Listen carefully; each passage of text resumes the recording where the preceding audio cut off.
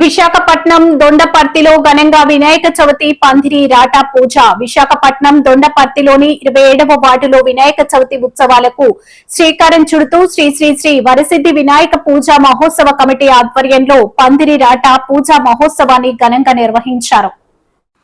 27వ ward అధ్యక్షులు శ్రీ నీలాపు సర్వేశ్వర్ రెడ్డి గారి ఆధ్వర్యంలో జరిగిన ఈ కార్యక్రమానికి ముఖ్య అతిథిగా బొల్లవరపు జాన్ వెస్లీ గారు హాజరై ప్రత్యేక పూజల్లో పాల్గొన్నారు. 27వ వార్డు ముఖ్య నాయకులు, పార్టీ కార్యకర్తలు, యువతతో పాటు దొండపర్తి స్థానికులు పెద్ద సంఖ్యలో పాల్గొని భక్తి శ్రద్దలతో పూజా కార్యక్రమాలు నిర్వహించారు. వినాయక చవితి ఉత్సవాలను ఘనంగా నిర్వహించేందుకు నిర్వాహకులు ఏర్పాట్లు చేస్తున్నారు. భక్తులు పెద్ద సంఖ్యలో పాల్గొని స్వామివారి ఆశీస్సులు పొందాలని నిర్వాహకులు కోరారు. నీలాపు సర్వేశ్వర్ రెడ్డి, 27వ వార్డు వైఎస్ఆర్ కాంగ్రెస్ పార్టీ అధ్యక్షుడిని. మేము దొండపర్తి రామాలయం దగ్గర గత ఇదే ప్రాంగణంలో 15 ఏళ్ళుగా వినాయక చవితి నడుస్తుంది. 2019 నుంచి ఇదే ప్రాంగణంలో నా ఆధ్వర్యంలోని వినాయక చవితి జరగడం జరుగుతూ ఉంటుంది. ఈ వినాయక చవితి జరగడం, నెక్స్ట్ ఆ తర్వాత దసరా జరగడం, ఆ తర్వాత ఇక్కడ ఇదే ప్రాంగణంలో అయ్యప్ప స్వామి దీక్షలు జరుగుతూ ఉంటాయి.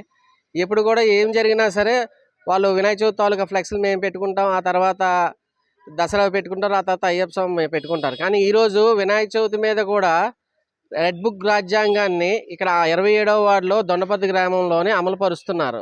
ఇక్కడ వాళ్ళు ఫ్లెక్స్లు పెట్టుకొని మా ఫ్లెక్స్ల మీద వాళ్ళ ఫ్లెక్స్లు పెట్టుకొని తీరా అడిగితే ఏంటంటే కంప్లైంట్స్ ఇస్తాము, ఎవరు చెప్పుకుంటే చెప్పుకో, మేము ఇదే చేస్తామని వాళ్ళు సవాలు విసురుతున్నారు.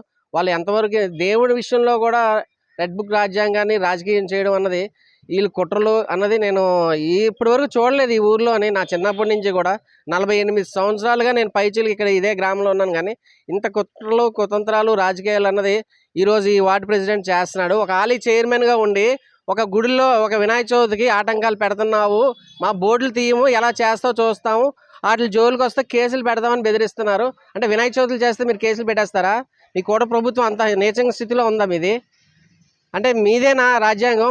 మేము కూడా డిజిటల్ డైరీలో పెట్టుకోగలం, కానీ మాకు ఆ సంస్కృతి మా తల్లిదండ్రులు నేర్పలేదు. నీకు సంస్కృతి నేర్పారేమో. నువ్వు ఒక ఆలయ చైర్మన్గా ఉన్నావు. ఆలయ చైర్మన్ అంటే నువ్వు ఎంత ధర్మకర్తలకి మండలికి ఒక అధ్యక్షుడిగా ఉన్నావు అంటే నువ్వు ఎంత ధర్మ పరిరక్షణ చేయాలి. నువ్వు అది కూడా నీచ స్థితిలో ఉన్నావు. నువ్వు మానుకోండి రాజకీయాలు, దేవుడి దగ్గర రాజకీయాలు మానుకోండి. నీ కొడుకులు నీ పిల్లలు వీధుల్లో పెడుతున్నారు, దాన్ని ఏంటంటారు? ఇది కూడా వినాయక చవితే. మా వినాయక చవితికి దీనికి రాజకీయాలు తప్పులిమితే మాత్రం మర్యాద ఉండదని హెచ్చరిస్తున్నాను.